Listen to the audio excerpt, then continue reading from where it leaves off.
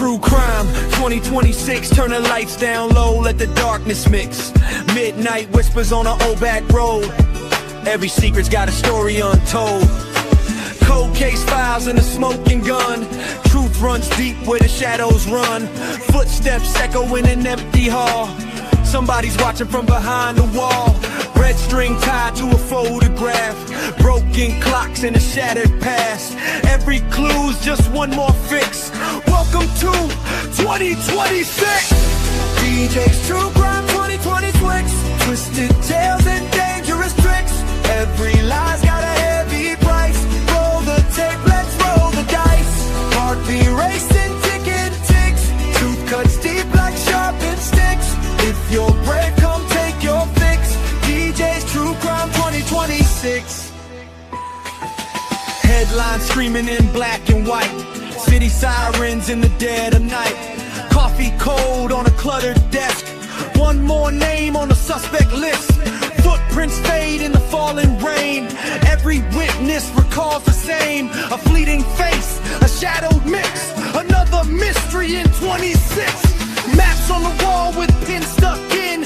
Where do we start and where's it end?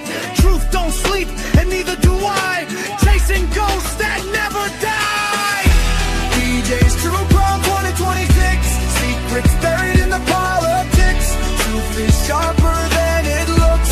Hidden deep between the books. Turn it up, let the story stick. Every twist hits hard and quick. Stay tuned for the final fix. DJ's True Crime 2026.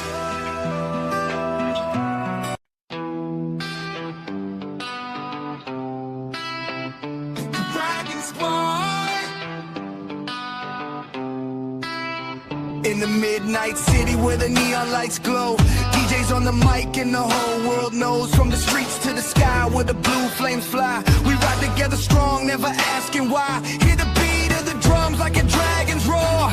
Every step we take makes the crowd want more. Through the fire in the night, we stand as one. When the music hits hard, that's when we run.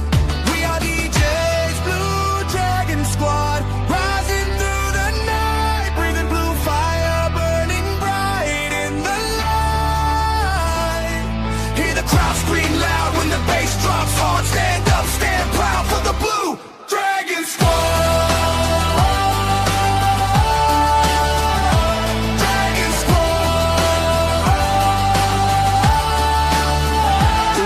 And the sound where the legends grow. Every beat we drop makes the whole place glow. From the underground vibes to the main stage flame. Blue dragons flying high in the game. Hear the thunder roll when the speakers pound. Feel the energy shaking the ground. Every soul in the room feels the spark ignite. Blue dragons rising in the night. We are DJ's Blue Dragon Squad. Rising through the night, breathing blue fire, burning bright in the light. Hear the crowd scream loud when the bass drops hard. Stand up, stand proud for the Blue Dragon Squad.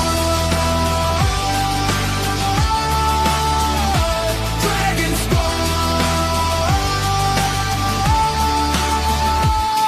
No fear, no change, just the rhythm we ride. Blue flames in our hearts, got the squad by our side. When the night falls down and the music's loud, you'll hear the roar of the dragon crowd. We are DJ's Blue Dragon Squad. Hear the legend call. Blue fire rising as the shadows fall. Hands in the air while the beat hits hard. Forever we ride. Blue Dragon Squad.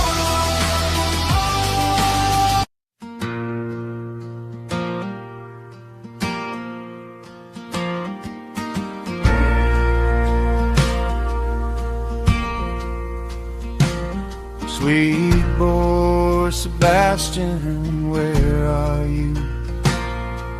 The stars stayed up all night waiting too. The next morning your mama came up. You weren't there, your room was empty. Sweet boy Sebastian, where'd you go?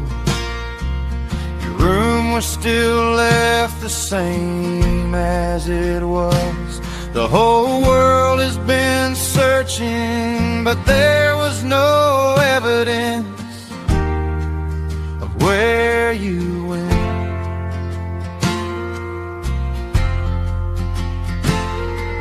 The wind whistles softly in the night and morning. It hums your name and hums the song of I am the tiger. It's so quiet without your laughter and smile. Life gets harder and harder every day.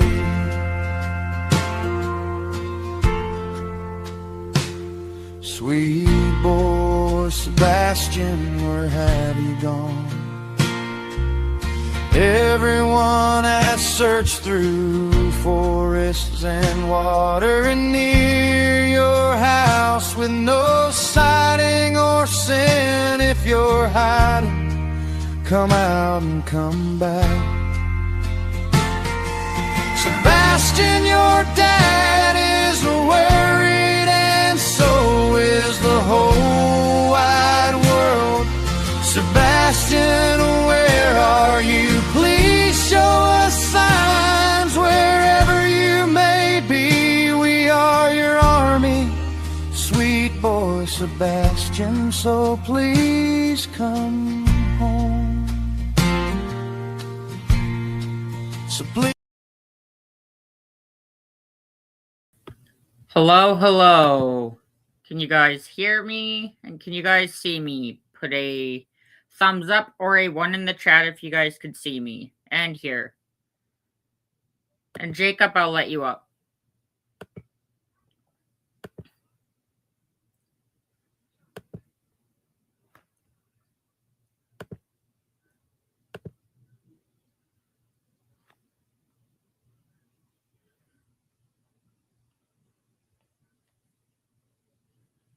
And also, I am going to drop a link in the chat. So, it's a GoFundMe my sister had to update for the 2 little babies. If anyone would like to help donate, that would be very much appreciated, but it's never expected. But any little thing helps.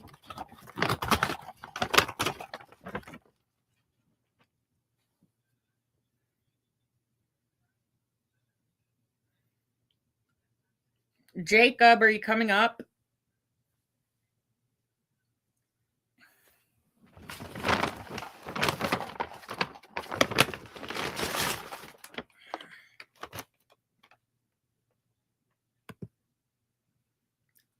Hello there. Hi, Jacob.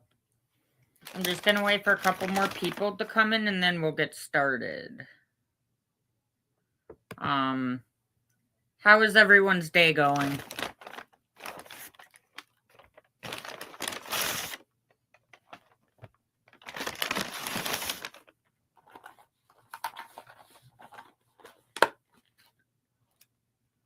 Don't mind the noise. I just ordered some food. Well, my parents bought me food. I'm having some chicken nuggets.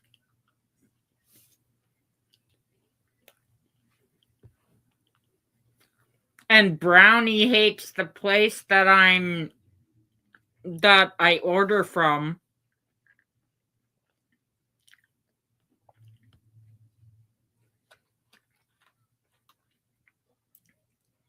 Isn't that right, Brownie?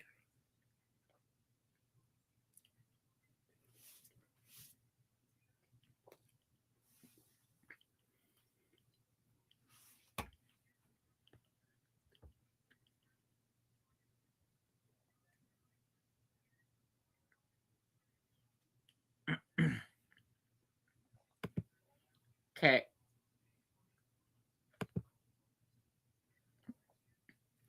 I have to find the part.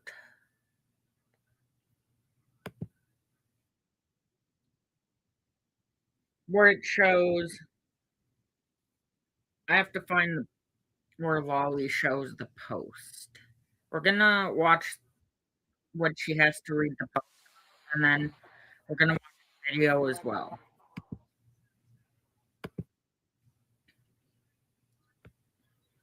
Um.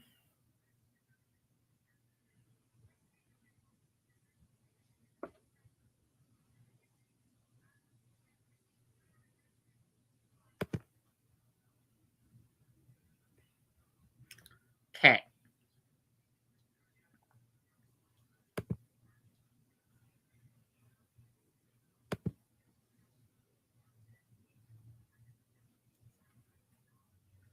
Alrighty then.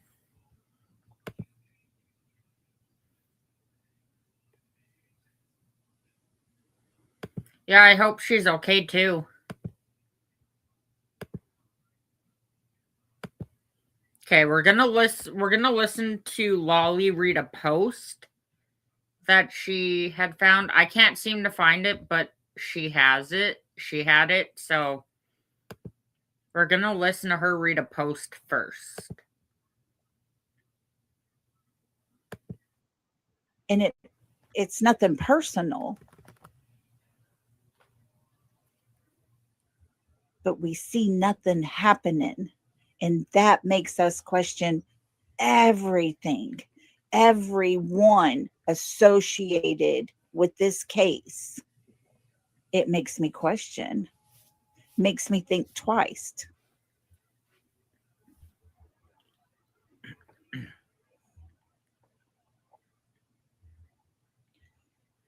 Okay, the FBI. This was put out today. That poker table tells all. What else was on the line at that game? Do y'all remember the poker game? Remember what was talked about with the poker game? Katie and Sebastian was there. I'm gonna pause there for a minute. Yeah, you guys, in my opinion, there has to be something to do with the poker game. Because why else was it? Why else was the poker game brought up in the case? It blows my mind.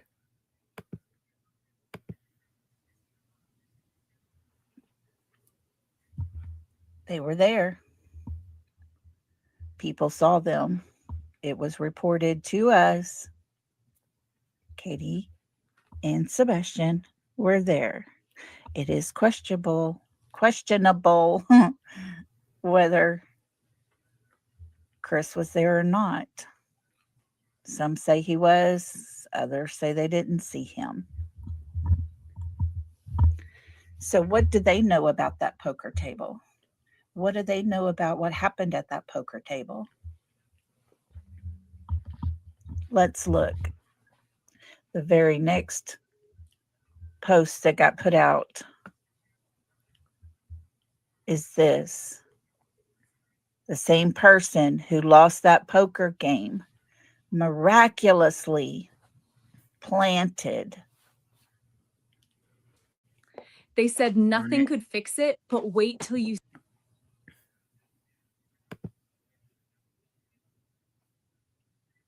Later found the purported pants. That table tells all. Guys, Terry Lynn is the one that was searching. CP. She had someone with her when she was searching. They are the ones that found the pants. But which pants? This post bothers me.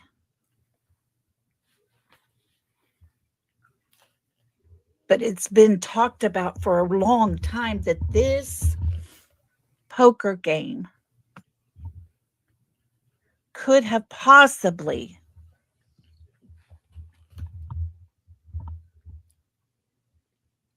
had something to do with Sebastian going missing 2 days later. in my opinion, and allegedly, I agree with what Lolly is saying. The poker game definitely, in my opinion, has something to do with Sebastian's disappearance. Either someone got paid and other people got paid to help with the disappearance of Sebastian, in my opinion.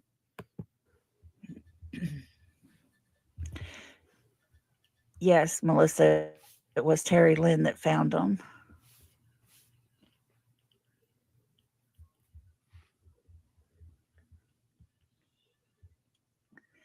You know,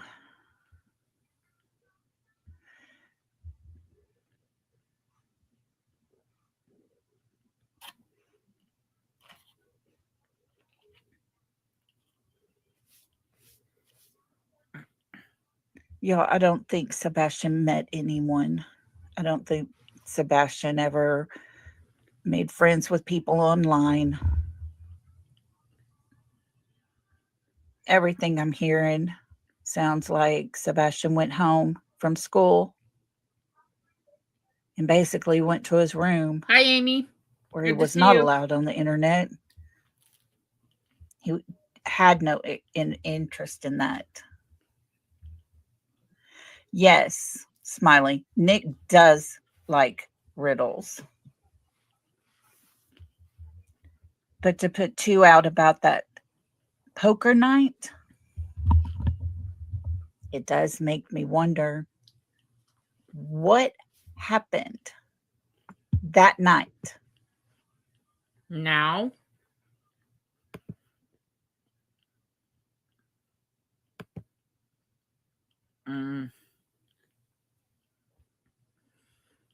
we're done listening to her read that post. Now, I'm going to pull up a video.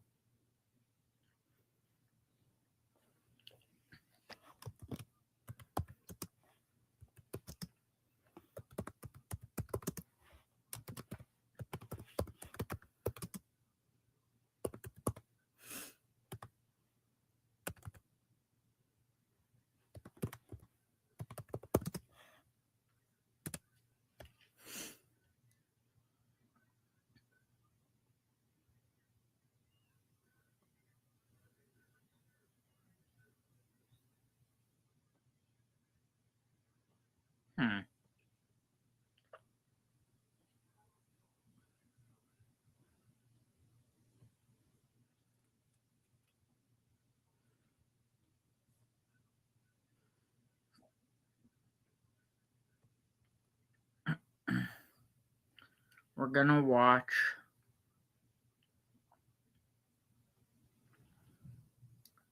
watch this one.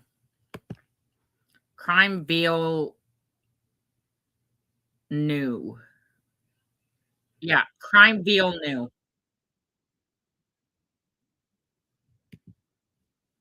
Just wait. Now I have to share my screen again.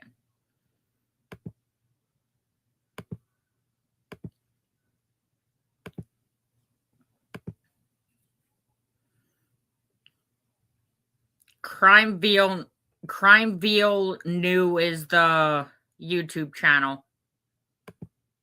If any of my mods would like to post, drop the link in the chat, or I can. It doesn't matter. To the missing Sumner County team is over. Investigators say they did not find anything related to the disappearance of Sebastian Rogers, that 15-year-old with autism. Enforcement is searching high and low, even in a Kentucky landfill, for clues that can help bring Sebastian Rogers home. We have been following this story since day one. The 15-year-old was last seen nearly 2 weeks ago in the area of Stafford Court in Hendersonville. Tracy, yeah, the sheriff told me that at this point he is still considering it to be a recovery, a search and rescue operation. He's concerned, though, that it might become a recovery effort as they are going further and further into it. Crimeville New. They didn't find here.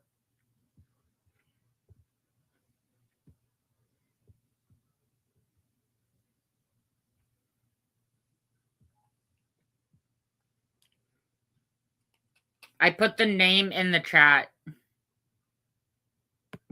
anything up at the landfill. He says that the trash company gets collected in Sebastian's neighborhood on Monday morning.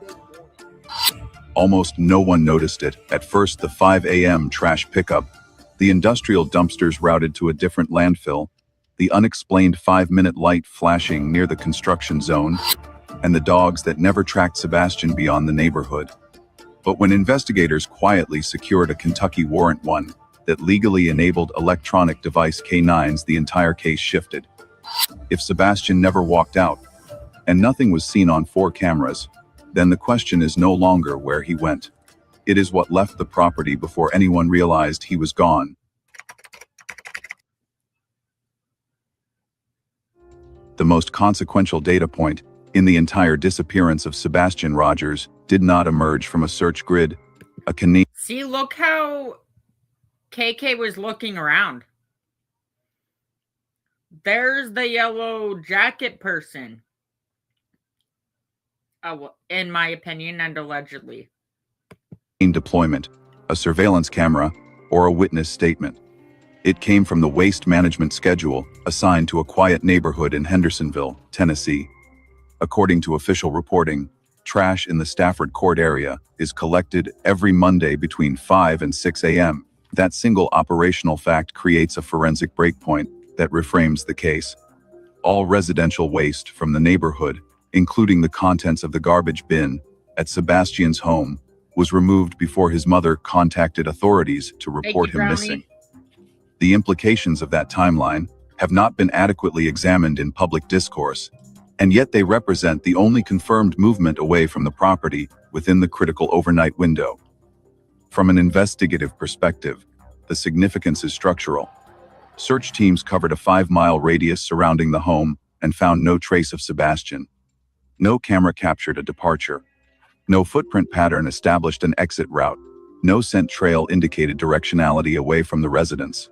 Against that backdrop, the 5 to 6 a.m. waste removal stands out as the singular documented outbound vector. If anything physically left the property between the evening of February 25 and the morning of February 26, it would have left through the municipal waste stream. The landfill search was not a symbolic gesture. It was a logical endpoint of the only known movement out of the neighborhood during that period. The temporal alignment matters. Sebastian was last seen on the night of February 25. His disappearance was reported the following morning, but only after the garbage truck had already serviced the street. This means that any object discarded into the household bin overnight would have been transported out of the neighborhood before the absence of the teenager was recognized, before police were mobilized, and before the property was secured. That creates a blind zone in the investigative timeline, a thin but critical slice of time where the opportunity for disposal coexists with the absence of scrutiny. When a child goes missing and the household waste is removed prior to notification, investigators must consider the waste stream as a potential carrier of relevant material, regardless of whether foul play has been formally established. This context also explains why the Kentucky State Police sought a search warrant for the landfill. Public statements emphasized that the landfill search was precautionary and that there was no specific tip directing investigators there. However, warrants require articulable grounds. They are not issued for theoretical curiosity. The forensic value of the trash collection timeline alone constitutes a reasonable investigative motive. The waste stream is the only system that removed material from the residence before law enforcement could evaluate the interior conditions of the home. If police aimed to rule out or confirm the possibility that physical evidence related to the disappearance had entered that stream, a warrant was required. The search warrant also served an operational purpose beyond authorizing access to the landfill.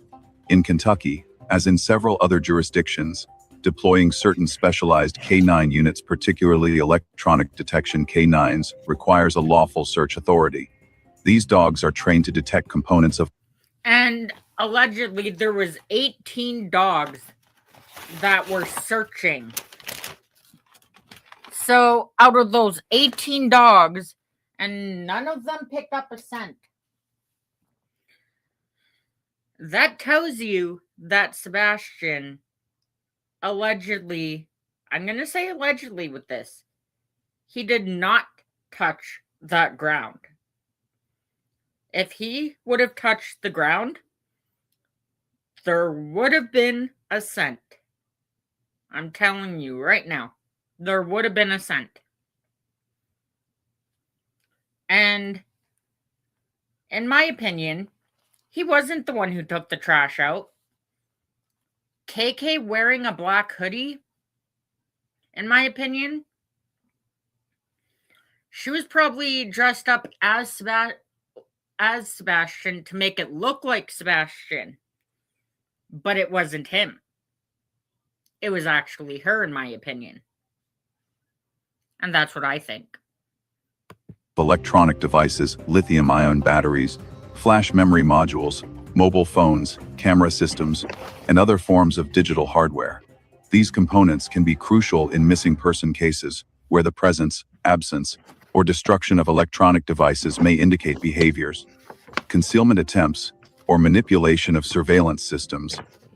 The public has not been informed whether electronic detection dogs were formally deployed, but the legal pathway established by the warrant makes that possibility structurally relevant. The need for electronic detection capability aligns with an additional detail: lithium batteries, such as those used in doorbell cameras and security devices, are not meant to be discarded into regular household waste. If any electronic equipment was removed from the property prior to the missing person report intentionally or unintentionally, it could have moved through the waste stream.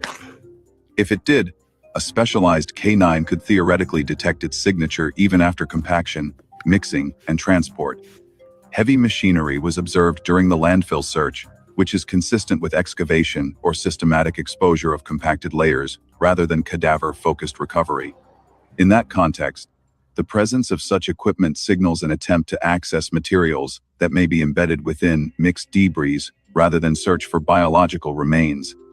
The critical question, therefore, is not merely whether investigators found anything at the landfill, but why the landfill warranted judicial authorization in the first place if no tip pointed there. The trash collection timeline answers that question. The 5 a.m. removal created the possibility that evidence, whether digital, material, or incidental, could have left the home unobserved. Law enforcement cannot ignore a vector that is both time-sensitive and operationally definitive. Even if the probability of finding relevant material was low, the consequences of not checking were unacceptable. Once the trash left the neighborhood, the landfill became the only location where that material could be retrieved, if it existed at all. This shifts the investigative lens. For weeks, public framing has revolved around the assumption that Sebastian exited the residence independently on foot and moved into the surrounding wooded areas. Canine behavior, surveillance patterns, and the absence of environmental trace markers all challenge that assumption. If a walk-away scenario lacks empirical support, and if no outbound movement by Sebastian was detected on cameras that should have captured him, then the significance of the trash vector expands. It implies that the outbound movement investigators should scrutinize is not the movement of the missing person, but the movement of objects that left the property before the absence was recognized. This does not establish cause, culpability, or mechanism. It does not imply intentional disposal. It does not produce a direct accusation. It simply identifies the only verifiable outbound pathway during the disappearance window. That pathway leads directly to a landfill in Kentucky. Whether investigators found evidence or not, the decision to search that landfill demonstrates that law enforcement viewed the waste stream as a necessary investigative domain. It shows that the absence of a tip does not equate to the absence of a rationale, and that the largest unanswered question may not be why Sebastian left, but whether anything else did. The consequence of this reasoning is straightforward.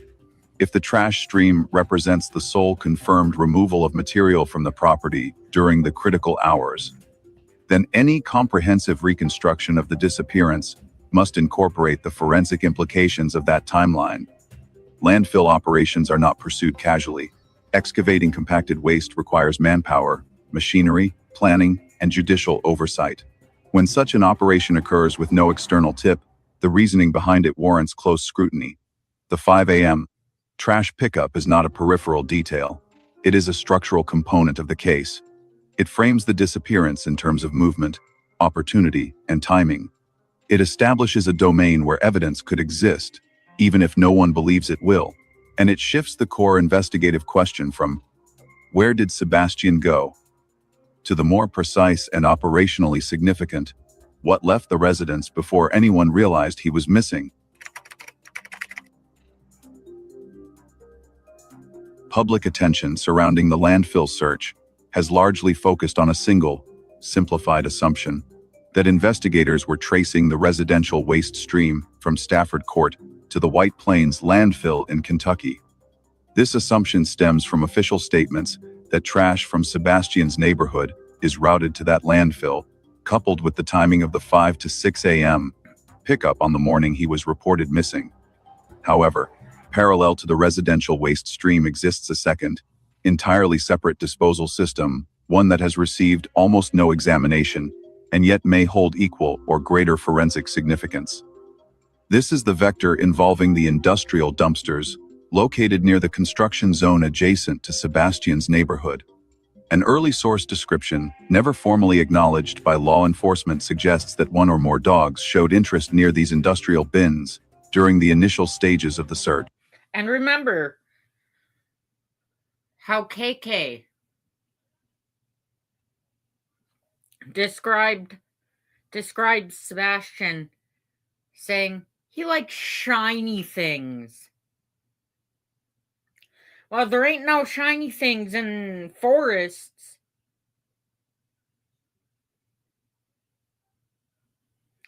And yeah, possibly in the landfill there could be shiny things, but it's all broken up and stuff, so he didn't wander off and go hang out in the landfill. So in my opinion, KK, where did he go? CP, where did he go? Where did you guys bring him? Or where did you send him?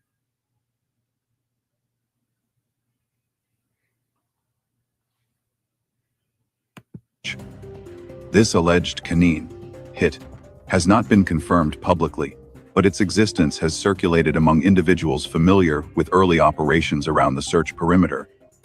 Even if unverified, the claim deserves analytical consideration because of the dog's behavior patterns documented across multiple days. The published K9 footage and handler explanations show that no dog produced a reliable scent trail leading out of the neighborhood. Instead, tracking dogs repeatedly moved in the direction of the construction zone, even though they did not offer a confirmed indication. In forensic canine work, directional movement without a final alert does not constitute proof, but it can serve as a weak vector and early suggestion of where a trail might have existed before it dissipated, became contaminated, or exceeded the operational capacity of the dog. This contextual framework gives weight to the alleged industrial bin hit. If the dogs had shown consistent directional tendencies toward the construction zone, and if an early phase source reported interest near the dumpsters located there, then this zone becomes more than incidental terrain. It becomes a potential point of transition, an area where a movement or an object might have intersected with the industrial waste infrastructure, rather than the residential waste stream. The distinction between these two streams is critical. Residential trash from Stafford Court is transported to White Plains, Kentucky. Industrial dumpsters, however, typically follow different contracts, different haulers, and different disposal facilities. According to the early source narrative, the industrial bins near the construction area were routed to a separate landfill, entirely one not publicly named and not confirmed in official reporting. The implications are significant. If the industrial waste stream diverges from the residential stream, and if any object of investigative relevance entered that industrial system, then the Kentucky White Plains search would not encompass it. This does not invalidate the necessity of searching the residential landfill. The 5 a.m. pickup alone justified that operation. But it does raise a structural question: was the landfill search conducted on the correct waste stream? Or was it conducted on only one of multiple possible streams through which relevant material could have moved? The public narrative has not included this distinction, but investigators are almost certainly aware of it. Industrial dumpsters are often serviced on different schedules, with different documentation requirements, and by different companies than residential waste. They may be emptied at construction-related transfer stations or at commercial recycling and disposal sites that do not intersect with municipal trash routes. The lack of public acknowledgement of this second waste vector could be due to several reasons. It may not have been deemed operationally relevant. The alleged dog interest may not have met the threshold for action, or investigators may have explored this route privately without issuing a public statement. Regardless, the presence of the industrial bins introduces a layer of complexity that challenges the assumption that the landfill search was singular, linear, or all-encompassing. Understanding the forensic value of the industrial bins requires examining the dog's role more carefully. Dog behavior in the Sebastian case has been widely misunderstood. A hit is not a casual term. In canine search operations, an alert indicates a specific behavioral pattern that signifies the detection of a target scent. However, dogs can also contribute directional value without delivering a full alert. If dogs exhibit repeated movement toward the same location, circling or revisiting an area without formal indication, that motion can still represent early-stage scent interest. Factors such as wind, humidity, temperature, and terrain can degrade scent particles or create false trails.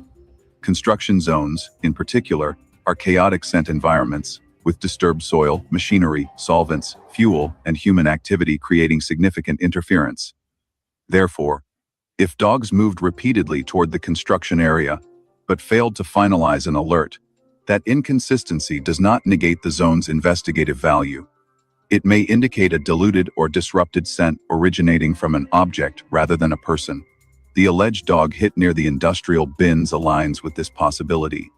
If the scent was attached to a non-biological item, clothing, fabric, personal effects, or even electronic hardware, it may not produce the same concentration or signature required for a full alert.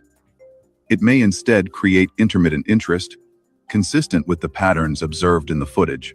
The industrial bin vector also intersects with another unexplained element of the case, the 5-minute light anomaly captured between 3:43. With the amount of people that were searching, and helicopters and search dogs, and they still haven't found Sebastian to this day. In my opinion, I think they're moving him around. CP and KK are moving Sebastian around, in my opinion. And that's how come it's hard for people to find Sebastian.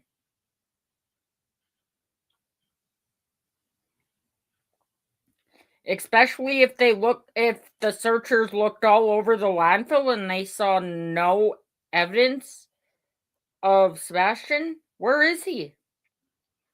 That's my question. 3 and 3:48 a.m., near the retention pond and cemetery area behind the neighborhood. That light, according to independent analysis, does not match the behavior of residential motion lights or vehicle headlights. Its duration, intensity, and location raise questions about whether someone was present in the construction zone during the exact time window when movement could have occurred undetected by cameras. If activity took place in that zone, whether involving a person or an object, it could plausibly intersect with the industrial dumpsters. The convergence of canine directionality, the alleged bin hit, and the unexplained light forms a coherent investigative axis that cannot be dismissed simply because it remains unofficial. All of this leads to a reevaluation of the landfill search itself. Official statements emphasize that investigators had no specific reason or tip related to the landfill and that the search was precautionary. However, these statements refer specifically to the residential landfill targeted in Kentucky. If the industrial waste stream transported material to a different facility, and if that facility was never searched, then the scope of the landfill operation becomes narrower than public perception suggests. This does not imply investigative misdirection. Rather, It highlights the structural complexity of waste systems and the limitations of conducting a comprehensive landfill search when multiple disposal lines exist. The question that emerges is straightforward. Was the Kentucky landfill search directed at the correct waste stream? The answer depends on whether investigators considered the industrial bins as a potential vector and, if so, whether any action was taken regarding the second landfill. Without official disclosure, this remains an unresolved investigative gap. But from a forensic standpoint, the mere existence of two parallel waste systems, one verified, one alleged, introduces uncertainty into any conclusion drawn solely from the Kentucky excavation. The industrial bins represent a hidden stream, in the case a pathway, that is spatially adjacent to the last known location. Structurally distinct from the residential waste system, and potentially connected to the only unexplained canine behavior, and the only confirmed visual anomaly within the disappearance window. Whether or not the bins contained anything relevant, their presence forces a reframing of the landfill hypothesis. It is no longer sufficient to ask whether investigators found evidence in the White Plains landfill. The more substantive question is whether the items, if any existed, entered that landfill at all. Until that question is resolved, the landfill operation cannot be treated as conclusively eliminative. It is one search within a multi-stream system, and the stream that generated the earliest canine interest, the industrial bins, remains unexamined in the public record.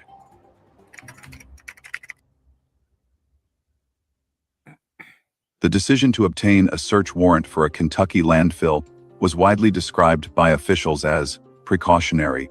Public statements repeatedly emphasized that there were no specific tips indicating evidence would be found there. Yet the issuance of a warrant in this context is not a procedural formality. It is a legally binding action that requires articulated reasoning and documented justification.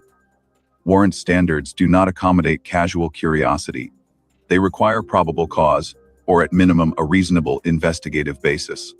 The landfill warrant therefore signals that investigators had a legally recognized interest in examining material removed from the residential environment of Sebastian Rogers, even though the nature of that interest was never publicly stated. Central to understanding the warrant's function is its relationship to specialized K-9 deployment. Kentucky State Police maintain a set of electronic detection K-9s, highly trained dogs capable of locating electronic components such as phones, SD cards, USB drives, and, critically, lithium-ion batteries. These dogs are not cadaver dogs, nor are they general tracking or trailing dogs. Their purpose is to detect electronic signatures associated with digital storage devices, recording equipment, and similar hardware. In many jurisdictions, deploying an...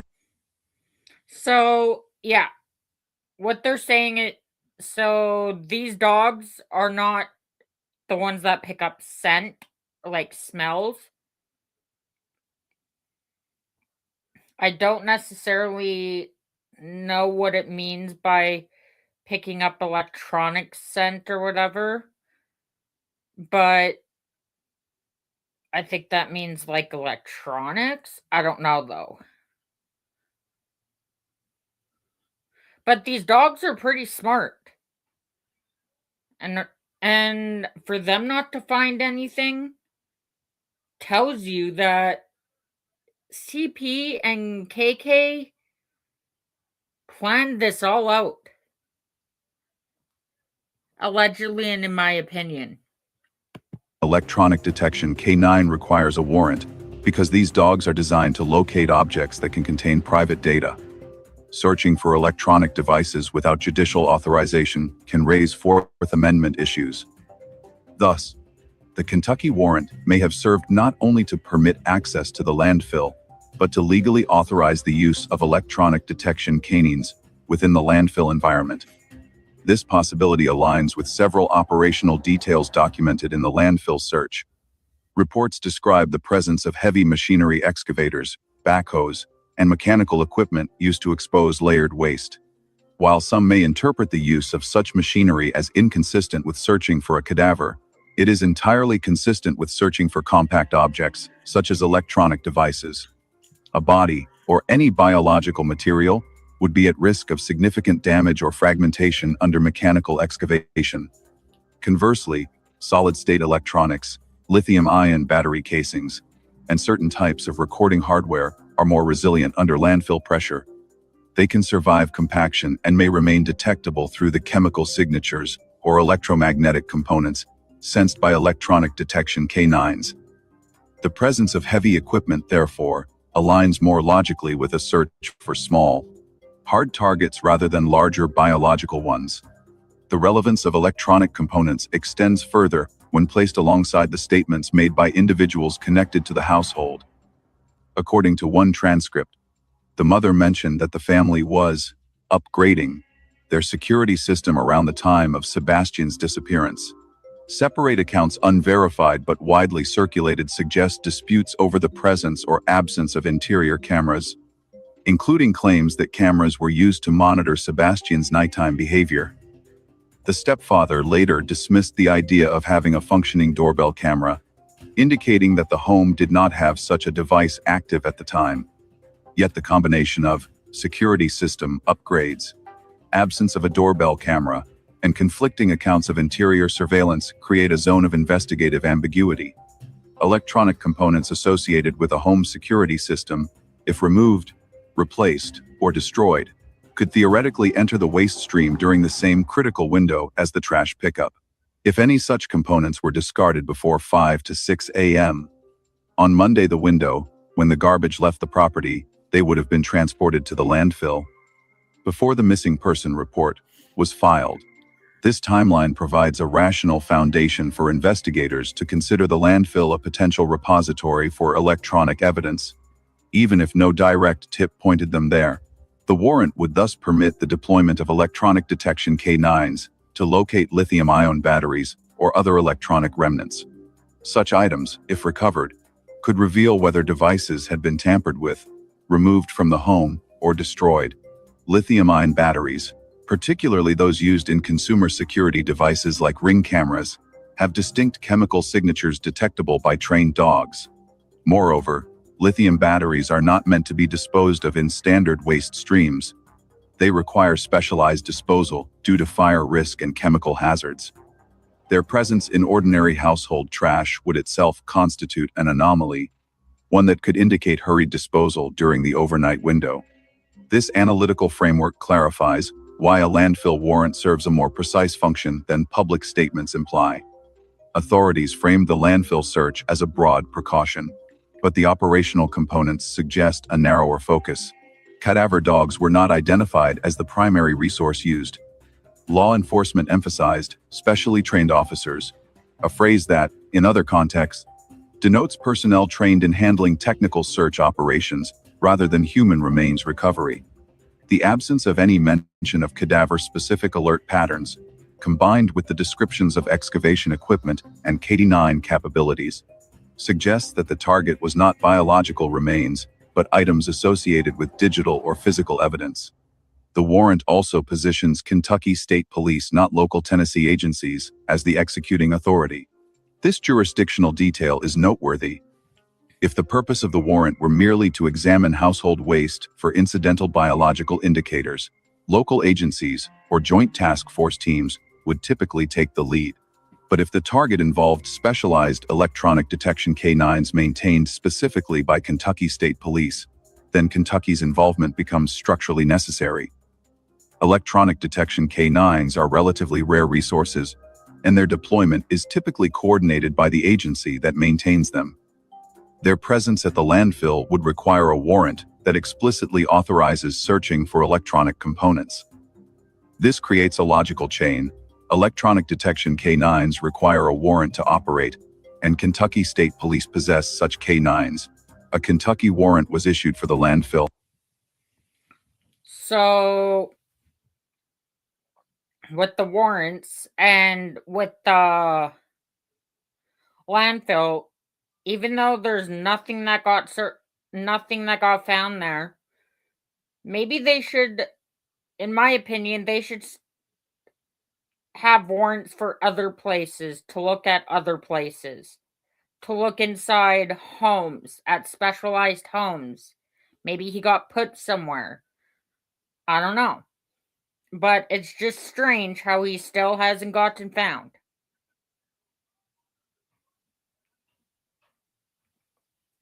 He's not a ninja. He didn't go poof.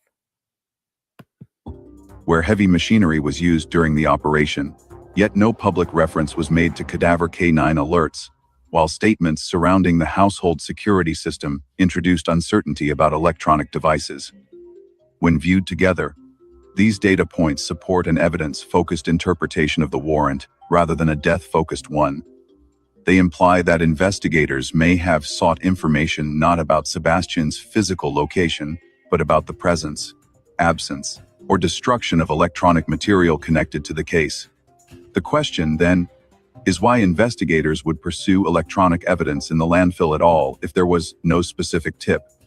The answer may lie in the structural logic of the trash timeline established in Part 1. The 5 a.m. removal of household waste creates the possibility, however remote, that digital devices, or components relevant to the case, were discarded before law enforcement was notified. Investigators cannot ignore that possibility without risking the loss of critical evidence. The warrant therefore becomes not an act of assumption, but an act of elimination, a strategic move to ensure that no recoverable electronic material was overlooked. This reframes the narrative surrounding the landfill search. Rather than viewing the warrant as a sweeping precautionary gesture, it becomes more reasonable to view it as a targeted procedural necessity. It created the legal conditions required for a specific type of search, one aimed at determining whether any electronic hardware tied to the household security system or other digital devices associated with the disappearance entered the waste stream and ultimately reached the landfill. Whether or not the search produced results is secondary to the reasoning behind the warrant itself. The implication is clear. The warrant was not merely about the possibility that Sebastian's remains entered the landfill. It was about the possibility that information did. The warrant authorized investigators to search for the debris of devices capable of answering questions that the household narrative and surveillance infrastructure could not.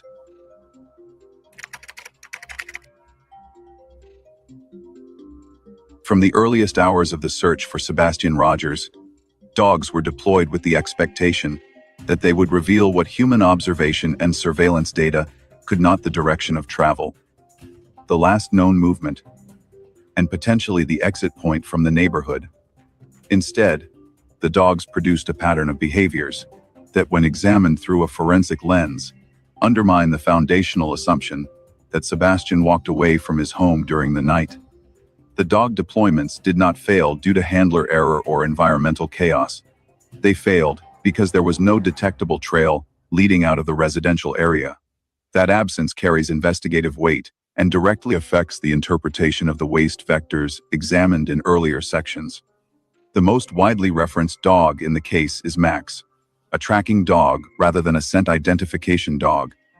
A tracking dog does not confirm the scent of a specific individual. It instead follows the freshest human movement in a general area. This distinction matters. The deployment of a tracking dog cannot verify that a particular set of footprints or disturbances belongs to the missing person. It can only identify recent human movement patterns. When Max was filmed zigzagging along the sloped terrain and moving repeatedly toward the retention ponds and construction area, some observers interpreted this as evidence that Sebastian had headed in that direction. But Max's behaviors lacked the key indicators of an actual alert. In canine operations, an alert requires a recognizable and trained response: sitting, pointing, barking, or freezing to signal detection of the target scent. Max did none of these. Instead, he repeatedly shifted direction, broke his line, and demonstrated exploratory rather than confirmatory behavior. Max's decision to leap into the retention pond was similarly misinterpreted by the public. Handlers later explained that such behavior is not an indication of a scent trail, but a response to environmental curiosity or movement within the dog's visual field. The leap, therefore, cannot be. With the dog Max, with searching in different areas in the forest there, down to the retention pond, and still not picking up anything. I wonder, in my opinion, if they probably hid Sebastian somewhere where law enforcement hasn't checked?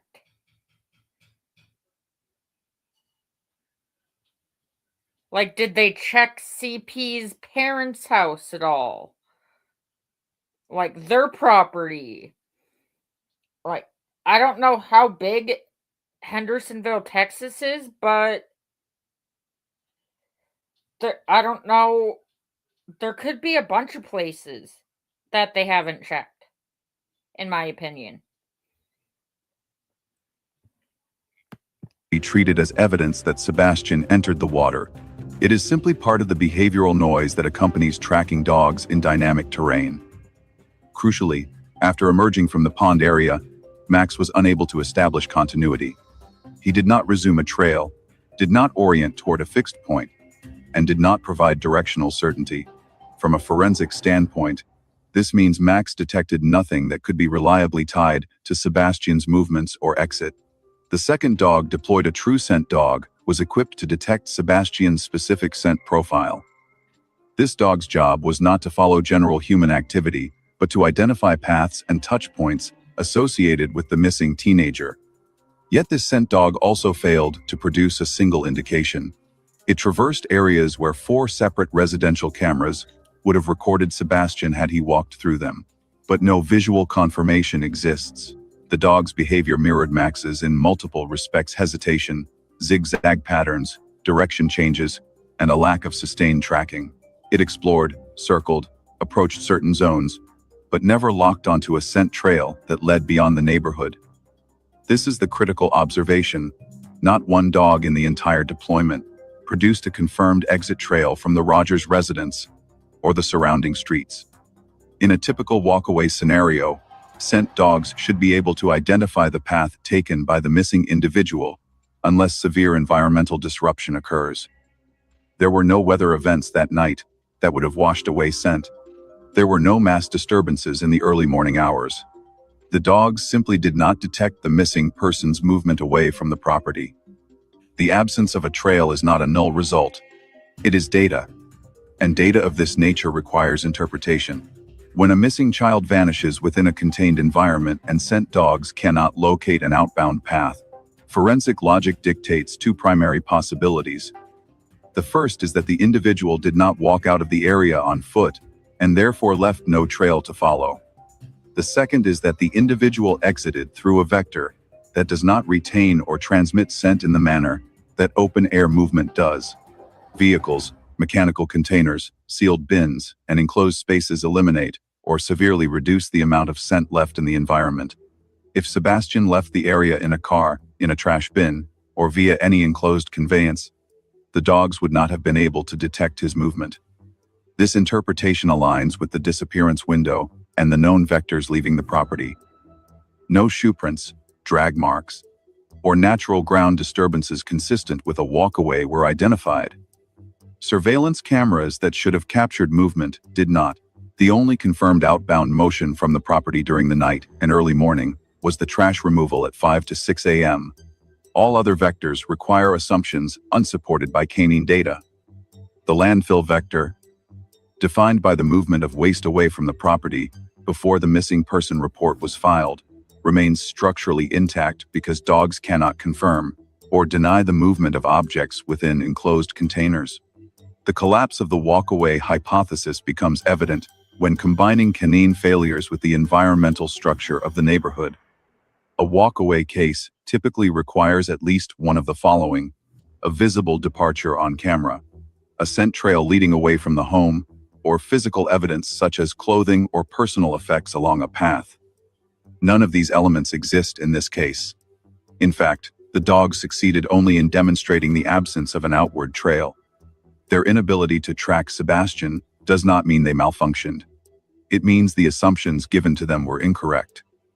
The dog's directional tendency toward the construction area, while not a confirmed alert, introduces an additional forensic dimension.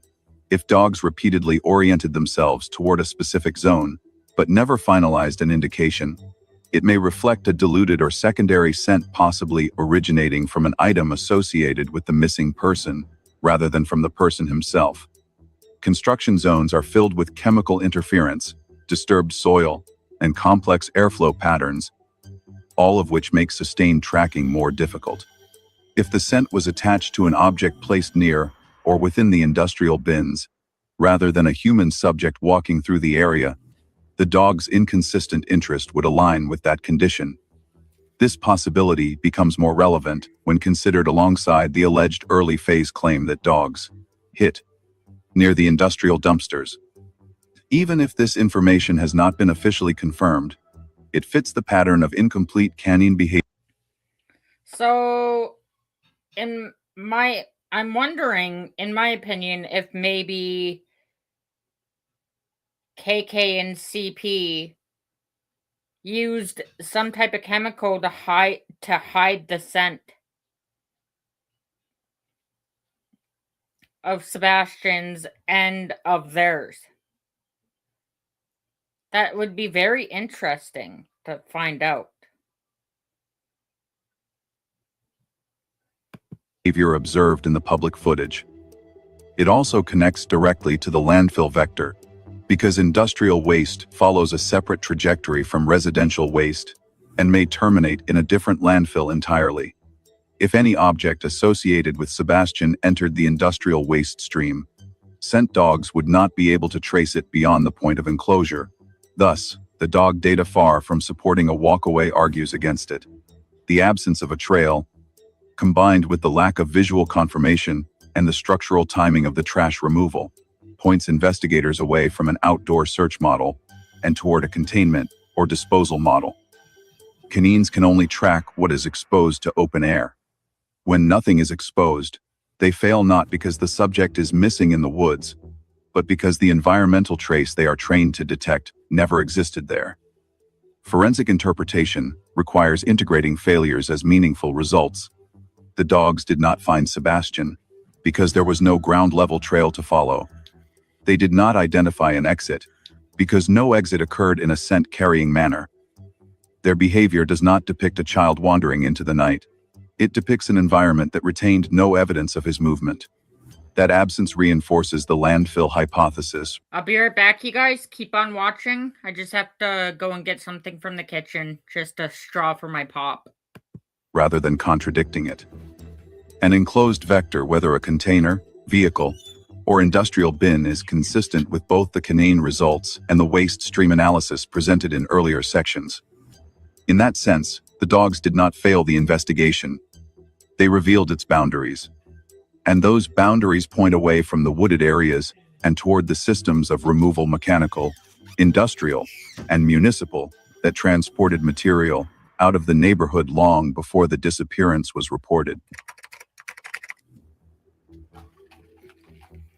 Among all the uncertainties in the disappearance of Sebastian Rogers, one visual anomaly stands out for its timing, duration, and location: a light that appeared on camera from approximately 3:43 a.m. to 3:48 a.m. on the night he vanished.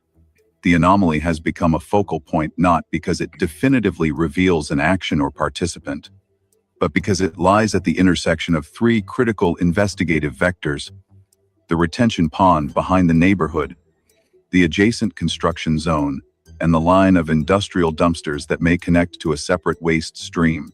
Although authorities responded to questions about the anomaly by stating that it held no evidentiary value, they simultaneously emphasized that the investigation remains ongoing, a combination that signals withholding of interpretation rather than dismissal of relevance. Forensic analysis must therefore address the anomaly not as a solved detail, but as a potential clue whose meaning has not been publicly disclosed. The first element of the anomaly that demands scrutiny is its duration. A light source remaining visible for 5 continuous minutes is abnormal within this environment. Residential motion-activated lights typically remain illuminated for 30 to 60 seconds unless movement continues. Headlights from a passing vehicle produce transient illumination lasting seconds, not minutes, and would display directional movement rather than static positioning. Flashlights exhibit flicker, beam shift, and inconsistent intensity as the user moves. Reflections from water or surfaces require a primary light source, which would have to remain stationary and bright enough to sustain visibility over 5 minutes. None of these conditions align with the behavior of the 3:43 a.m. light. Instead, The anomaly appears stable, with sustained visibility and no directional drift. Its geographical placement in a region of the frame corresponding to the area behind the retention pond and near the initial construction footprint raises further questions. That zone contains no known fixed lighting infrastructure. There is no streetlight, pole-mounted lamp, or residential exterior fixture that could plausibly produce illumination directed toward the camera from that angle. Weather patterns on the night of the disappearance did not involve lightning, mist, or reflective cloud conditions that could artificially generate or amplify light. The anomaly, therefore, cannot be classified as incidental environmental illumination. The timing also aligns uncomfortably well with the critical disappearance window. Sebastian's last known presence in the home occurred earlier in the night. By the time the light appeared at 3:43 a.m., the family was presumably asleep and unaware of any movement outside the residence. The dogs later deployed could not identify an outward trail, and cameras facing the street, an immediate perimeter did not capture Sebastian leaving. In that context, any unexplained activity near the rear of the neighborhood becomes materially relevant. A 5-minute light event in a zone not visible from the home's interior and outside the coverage of residential cameras represents a potential moment of physical activity that requires consideration. Forensic evaluation of temporal anomalies emphasizes that duration correlates with potential action. A 5-minute interval is sufficient for a person to walk from the back of a home to the construction area, manipulate an object, open or close a container, or place something inside a dumpster. It is also an adequate period for transferring an item from one surface to another or moving a container within the construction site. Disposal actions, particularly in dark conditions and uneven terrain, tend to require more time than simple traversal. The anomaly's length, neither too short nor excessively long, falls within the operational window associated with concealed activity. Without interpreting intent, the time interval is consistent with physical transfer or disposal operations. The anomaly's spatial alignment with the construction zone strengthens its investigative relevance. The construction area sits in a camera blind spot and lacks the controlled visibility present in the front-facing portions of the neighborhood. It also contains industrial dumpsters, soil piles, equipment storage, and an incomplete ground surface. These features create acoustic and visual masking, making clandestine activity harder to detect. Moreover, construction sites often contain reflective materials, metal, plastic, and water-puddled surfaces that can amplify or distort light. However, amplification alone does not explain the anomaly. It requires a primary source. No legitimate construction activity was scheduled or documented during the early morning timeframe, making a work-related explanation improbable. The convergence of canine behavior further supports the need to examine the anomaly carefully. Max, the tracking dog, repeatedly gravitated toward the retention pond and beyond it toward the construction area, even though he failed to confirm a trail. The scent identification dog also traversed the same zone without offering an indication. This pattern directional interest without alert can occur when dogs detect faint or intermittent scent traces associated with objects rather than sustained human presence. If an object connected to Sebastian had been transported through that area, the anomaly could represent activity related to such movement. The alignment of canine motion and visual anomaly suggests a concentrated zone of interest, even though neither provides definitive data alone. The alleged early phase claim of a canine. In my opinion, I think they need better data in order to search for missing kids, for any kid that is missing, especially for adults that have gone missing. They need better equipment and data. Because what they have now obviously isn't working, allegedly.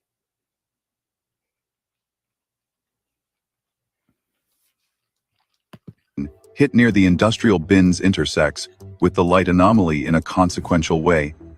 If there was activity at the construction zone during the anomaly window, and if industrial bins were located within or adjacent to that zone, the light could have been caused by someone accessing those bins. Unlike residential cans, industrial dumpsters are deep, require manual or mechanical lifting of heavy lids, and often necessitate the use of lighting to see inside. The mechanical sound, visual cue, or disturbance might not be audible or visible from nearby homes, especially in early morning hours, but the reflected light could be captured by a peripheral camera angle. Thus, the anomaly may not reflect a moving source of light, but rather a fixed illumination caused by someone working near or within the industrial disposal system. This interpretation gains additional traction when viewed alongside the landfill vector. If the industrial bins followed a disposal pathway separate from the residential waste stream, and if relevant material entered those bins rather than the household trash, then the Kentucky landfill search would not encompass it. The anomaly could represent the only visual marker of activity linked to this separate waste stream, even if authorities publicly claim that the anomaly holds no evidentiary value. That statement may refer to the absence of identifiable subjects in the footage, not to the absence of investigative context. Saying an anomaly has no evidentiary value does not mean it lacks investigative implications. It often reflects the legal threshold for classifying footage as evidence, rather than its operational meaning during an active case. The anomaly's positional relationship to the retention pond adds another dimension. The pond is a natural acoustic and visual barrier that obstructs direct observation from nearby homes. Activity occurring on the far side of the pond often goes unnoticed unless illuminated. The anomaly's placement suggests that someone or something moved behind the pond into a zone that corresponds closely with both dog directionality and the industrial dumpster area. Given that residential cameras did not capture exposures consistent with movement in the front or side yards, the rear and the construction zone remain primary avenues for undetected operations. Each interpretation of the 3:43 a.m. light leads back to the same investigative question: what activity requires illumination for 5 continuous minutes in a construction zone adjacent to industrial waste containers? The options are limited. It was not passing movement, environmental reflection, or scheduled work. The stability and duration indicate intentional presence. In cases where disappearance coincides with an unexplained light source in a blind spot location, investigators must consider whether the light corresponds to an action involving objects rather than people. Object transfer, container access, and disposal operations fall within this category. This analysis does not assert that the anomaly proves the use of industrial bins in the disappearance.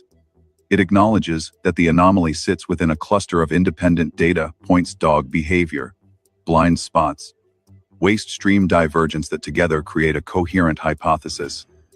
If the anomaly reflects activity linked to industrial waste, then the central question becomes whether investigators searched the correct landfill. If the industrial waste stream diverged from the residential route and was never examined, then a potential disposal pathway remains uninvestigated in public record. The light at 3:43 a.m. is therefore more than an unexplained flash. It is a temporal and spatial marker positioned at the intersection of the 3 most important vectors in the case. If it corresponds to activity near the industrial bins, it supports a disposal hypothesis far stronger than the walkaway hypothesis. And until its origin is definitively accounted for, it remains one of the most consequential anomalies in the timeline.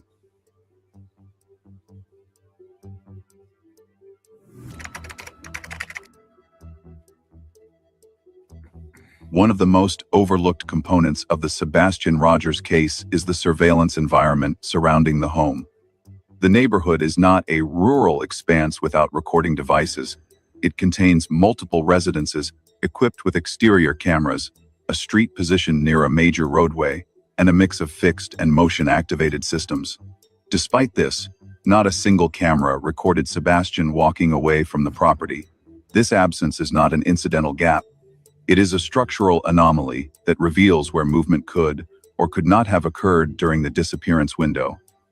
4 separate camera angles, according to analysis of available footage and statements from adjacent homeowners, should have captured Sebastian had he walked out in any conventional direction. These cameras covered the driveway, the front yard, the sidewalk area, and portions of the immediate street. All 4 produce overlapping fields of view in the direction of the exits a pedestrian would logically take. Not one of them contains footage of Sebastian. The absence of footage across all angles places constraints on the possible movements that could have occurred. It establishes, with high forensic probability, that no unassisted walkaway took place through the visible perimeter. To understand this, one must consider the geometry of surveillance coverage. Each camera provides both a field of illumination and a trigger zone. Residential cameras are designed to capture motion at typical approach distances and angles. Someone walking down a driveway, cutting across a yard, stepping onto a porch, or moving along the street. For Sebastian to leave undetected, he would have needed to cross multiple coverage zones without triggering any of them. Given the redundancy in the angles, especially those facing the general direction of egress, this would be statistically improbable. The only area not captured by these 4 cameras is the construction path behind the houses, a region that leads toward the retention pond, the construction site, and ultimately the industrial bins. This blind spot is not simply an incidental gap in a single camera's coverage. It is a structural shadow zone shared across multiple devices, created by the orientation of homes, the curvature of the terrain, and the lack of rear-facing cameras attached to certain residences. In other words, this blind spot is not a small missing patch of visibility. It is the only viable corridor through which movement could occur without detection. This is further complicated by the absence of complementary footage from neighbors positioned near the rear of the property. While many neighbors voluntarily provided their camera footage, an early account references one neighbor who did not cooperate, though this detail remains unverified. Regardless of the reason, the lack of video from a key vantage point results in a surveillance void that aligns with the blind spot corridor. Whether the absence is due to non-cooperation or lack of functional cameras, the effect is the same: no imaging exists of that zone during the critical window. The lack of doorbell footage from Sebastian's own home adds another dimension. According to statements attributed to Chris, the household did not have an active doorbell camera at the time of the disappearance. Some early narratives suggested the presence of interior cameras or camera upgrades, but these were later contradicted or disputed. What matters in forensic terms is not the inconsistency. In my opinion, and allegedly, this is true. It was a full moon that night, so it couldn't have been that dark in order not to capture anything. So with CP's and KK's video cameras not working, in my opinion, that tells me they probably unhooked their security cameras to hide some of the evidence, in my opinion. But the operational fact, there was no functioning doorbell system that could have captured outbound movement from the front of the home. If such a system had existed, it would have reduced uncertainty regarding front-facing paths of travel. Its absence magnifies the significance of the rear blind spot. Highway cameras, often cited as potential sources of additional coverage, were not positioned to capture pedestrian movement originating from the residential area. Their focus and range are optimized for vehicular traffic, rendering them incapable of providing corroborative imaging of an individual leaving through the blind spot corridor. As a result, no cross-verification exists from transportation surveillance infrastructure. With these factors combined, the surveillance landscape becomes a series of closed and open pathways. The closed pathway's front yard, driveway, street-facing sides are closed because multiple cameras prove no walkway movement occurred.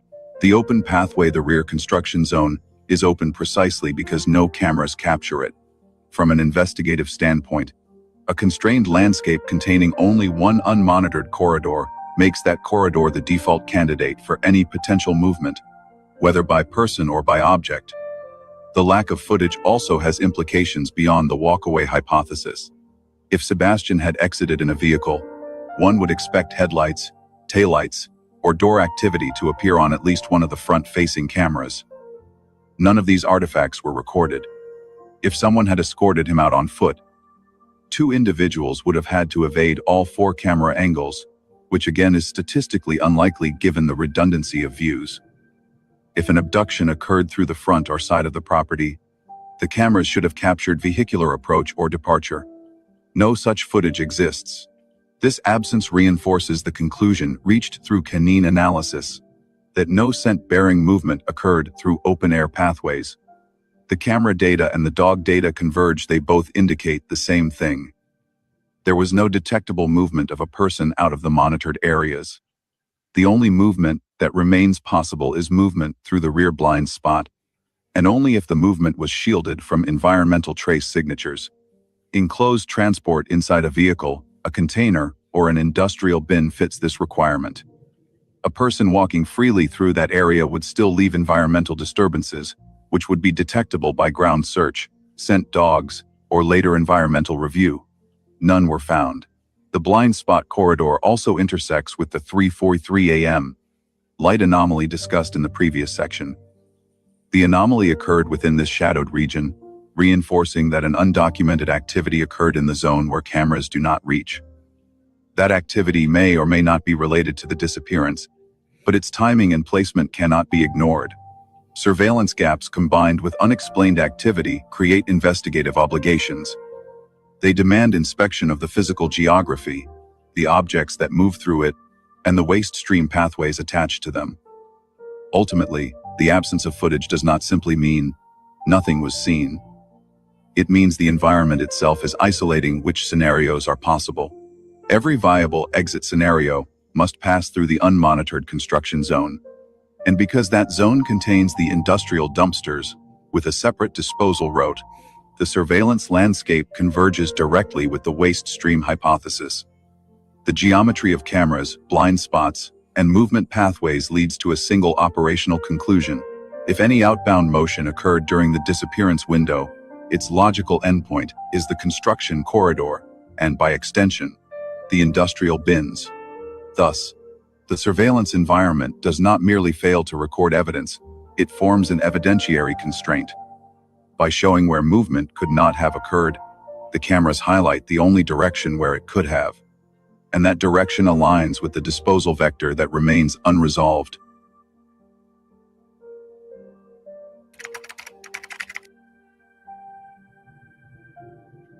When investigators completed their search of the Kentucky landfill, the official conclusion was concise: nothing was found. No items linked to Sebastian, no objects deemed suspicious, and no material that advanced the investigation. Equally notable was another statement authorities said they had no specific reason or tip directing them to the landfill in the first place. Taken together, these two statements created the public impression that the landfill search was a precautionary measure, executed out of an abundance of caution rather than investigative necessity. But when examined through a forensic framework, the landfill operation reveals a deeper structural purpose, and its no findings outcome does not invalidate the landfill vector. Instead, it exposes several unresolved pathways that remain unaddressed. The deployment itself contradicts the idea of a minimal precautionary action. Investigators used dogs, including highly trained specialty K9 units, as well as USAR personnel. Heavy machinery was brought in to expose, isolate, and inspect compacted waste layers. These operations require planning, labor, and coordination. They are not executed lightly, particularly when landfill excavation involves halting routine processing and repositioning equipment. When an agency deploys USAR teams and specialty K9s, it signals the presence of a legitimate investigative theory, even if not publicly disclosed. Yet despite the scale of the operation, nothing was recovered. This result does not mean that nothing of relevance ever entered the landfill. Landfills are complex, high-volume environments where the likelihood of recovery is contingent on timing, location, material properties, and compaction processes. A negative recovery cannot be interpreted as a definitive exclusion. It simply reflects the limitations of searching one of the most chaotic forensic environments in modern infrastructure. Three primary explanations account for why investigators found no evidence, each consistent with known elements of the case. The first possibility is that the searched landfill received the wrong waste stream. Earlier sections discussed the existence of two parallel waste vectors, residential trash and industrial dumpsters. The Kentucky White Plains landfill was the endpoint for residential waste, including the 5 to 6 a.m. pickup from Sebastian Street. However, industrial bins from the nearby construction zone reportedly followed a different route, terminating at a separate disposal facility. If any relevant material entered the industrial waste stream rather than household trash, it would never have reached the Kentucky landfill. This would make the entire operation accurate for the residential hypothesis, but irrelevant for the industrial bin hypothesis. The landfill search could therefore be complete yet simultaneously incomplete, depending on which waste stream carried the object of interest. The second possibility is that the evidence was too small or too fragile to survive mechanical processes. If investigators were searching for electronic components, batteries, circuit boards, memory cards, or micro devices associated with security systems, these items can be crushed, shredded, or chemically degraded in the early stages of waste transport. Compactors within garbage trucks exert immense pressure, often destroying small objects before they reach the landfill. Even if remnants survive, they may scatter across wide areas during offloading, embedding themselves in layers of trash that are nearly impossible to isolate weeks later. A search can be thorough yet still fail to recover material that has been pulverized beyond recognition. This is a limitation of the environment, not a contradiction of the investigative logic. The third possibility is that the relevant material never entered the batch investigators targeted. Landfills receive waste in discrete loads, each representing a specific truck route or time block. If the object of interest was discarded at a time misaligned with collection windows, either too early, too late, or into a container not serviced on the presumed schedule, then investigators may have searched the wrong segment of the landfill. Misalignment can occur if the trash was deposited by someone other than the assigned hauler, if a neighbor's bin was used, or if collection patterns shifted due to weather, route changes, or operational variations. Waste stream timing is precise in theory but often imprecise in practice. Searching the wrong load section, even by a margin of hours, can result in total. So, with all the search that went on in the construction site and landfill, and there's nothing, where did KK and CP put Sebastian? There has to be someplace that he is, whether if he's alive or not with us anymore. In my opinion, and allegedly, if he needs to be brought home wherever he is. No questions asked. It's sad. He needs to be brought home to his dad. Negative findings. These three explanations demonstrate that the landfill search's negative result cannot be treated as conclusive exclusion. Instead, it highlights the structural ambiguity surrounding the waste vectors. If investigators searched the correct landfill, the correct section, and the correct material, then a negative result strengthens the hypothesis that nothing relevant entered the residential waste stream. But it simultaneously increases the probability that another stream, such as the industrial dumpsters, may hold forensic relevance. The landfill search narrows possibilities. It does not eliminate them. Another important dimension is the legal and operational role of the warrant used for the landfill operation. As discussed earlier, the warrant may have enabled the deployment of electronic detection K9s capable of sensing lithium batteries and digital storage components. If the objective was to locate electronic material rather than biological remains, failure to recover such objects means only that the specific items searched for were not retrieved, not that they never existed or were never discarded.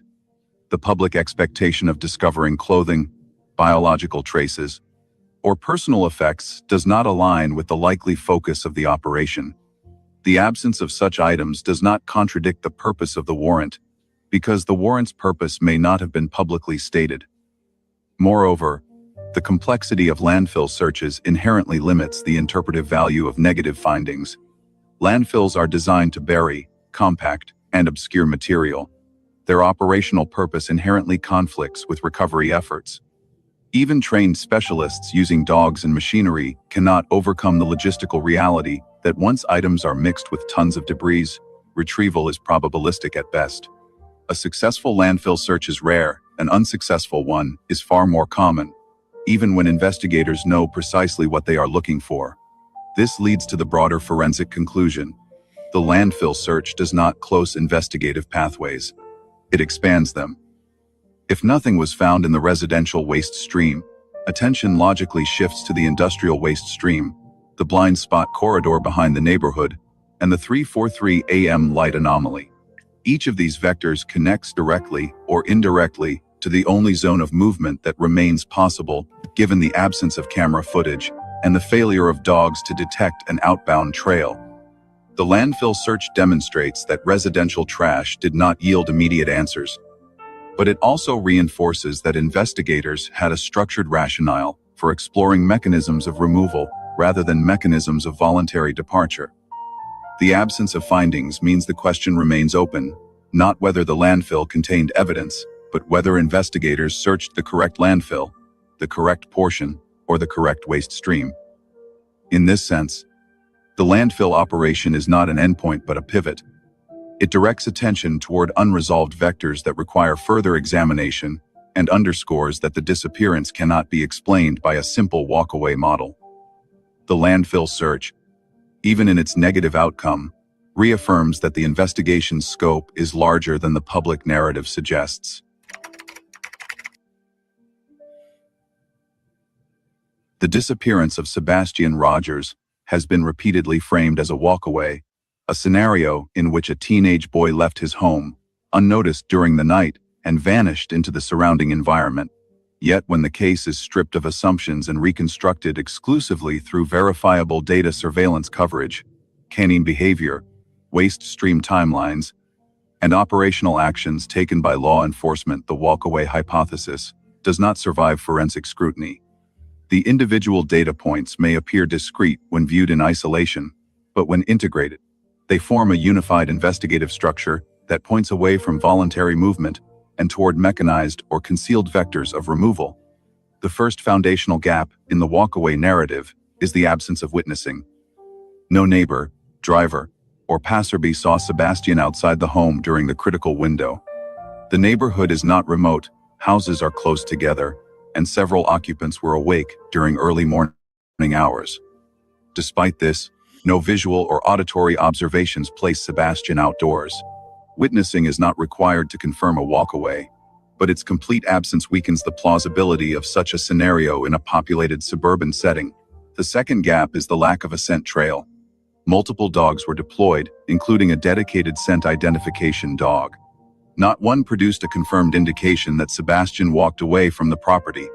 Max, the tracking dog, repeatedly veered toward the construction area, but his motions never formed a sustained pattern consistent with tracking a subject.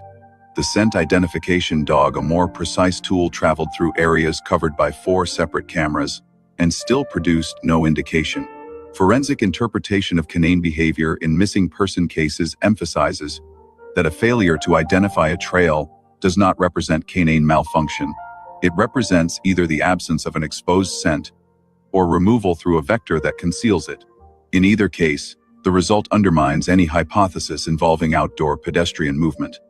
Third, surveillance systems provide no corroboration of a walkaway. 4 cameras facing the likely exit routes captured nothing. Headlights from a vehicle arriving or leaving were not observed. No door openings, silhouettes, reflections, or motion artifacts appear in any angle. Highway cameras lack the range to complement residential footage, leaving the rear construction zone as the sole unmonitored corridor. The surveillance void does not support concealment by chance, it represents structural impossibility. There is no viable pedestrian route through the recorded environment that does not intersect the camera's fields of view. Additional structural data reinforces this conclusion. The household trash was removed from the property between 5 and 6 a.m. before the disappearance was reported. This waste removal is the only confirmed movement away from the home within the disappearance window. No other outbound pathway is supported by evidence. The trash stream becomes, by elimination, a critical forensic vector regardless of the intentions behind any disposal activity. If anything of relevance left the home during that time, it left by garbage truck. This vector becomes even more complex when integrated with industrial waste data. Dogs allegedly demonstrated interest near industrial dumpsters located within the construction zone.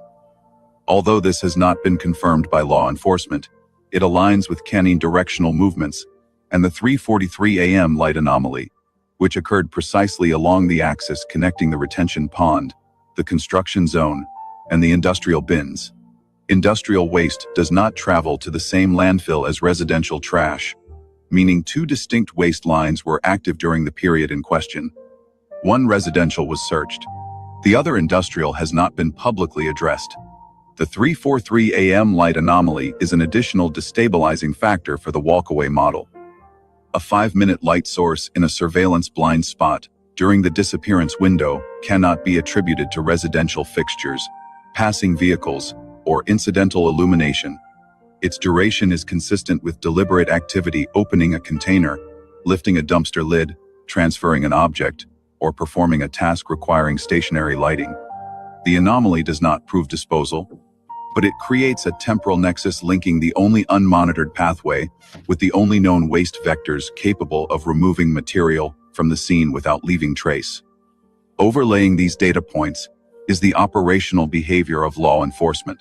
A warrant was obtained for the Kentucky landfill, and Kentucky State Police were involved in agency with specialized electronic detection canines capable of locating components of security systems and digital devices. Such deployment generally requires a warrant. This suggests that investigators considered the possibility of discarded electronic evidence, combined with statements about grading, the household security system, inconsistencies about camera placement inside the home, and the acknowledged absence of a doorbell camera. The warrant gains greater forensic meaning. It implies an interest not in searching for a person's remains, but for objects potentially digital or mechanical that may have been removed from the home. The landfill search did not produce evidence, but this does not close the disposal hypothesis. Landfills are chaotic environments where recovery failures occur even when evidence is known to be present. More importantly, negative findings in the residential stream do not eliminate the possibility that the relevant material traveled through the industrial stream instead. The failure to recover evidence may reflect a mismatch between the landfill searched and the landfill used, the destruction of small objects during compaction, or simple misalignment between search grids and deposition layers. When the full set of observations is synthesized, no witnessing, no scent trail, no surveillance detection, an outbound trash stream before the missing person report, alleged canine interest at industrial bins, a 5-minute anomaly in the blind corridor, a warrant supporting electronic canine deployment, and a landfill search that reveals nothing yet eliminates nothing. The investigative framework collapses inward. What remains is not a diffusion of possibilities, but a narrowing of them. The absence of evidence for a walkaway is itself evidence against the walkaway scenario. From a forensic perspective, the case resolves into two categories of movement: environmental and mechanized. Environmental movement, walking, running, wandering, would leave trace signatures detectable by cameras, neighbors, or dogs. Mechanized or enclosed movement, inside a vehicle, a trash can, a dumpster, or a concealed container, would not. Because no environmental traces exist, mechanized movement becomes the default explanation. This leads to the central forensic conclusion: if Sebastian did not leave the home on foot, and if no detection systems observed a departure, then the only outbound vectors available during the disappearance window were the residential and industrial waste streams. One of these streams was searched, the other was not. Both streams left the vicinity before Sebastian was reported missing. Thus, the final investigative question is not whether the landfill search failed to find something. It is what investigators believed might be found in the first place, and why that search focused exclusively on one waste stream when two were operating. If 2 lines of garbage left the neighborhood before anyone noticed Sebastian was gone, and if those are the only confirmed movements out of the area, what exactly were investigators attempting to eliminate by searching the Kentucky landfill, and what remains uneliminated in the landfill that was never searched?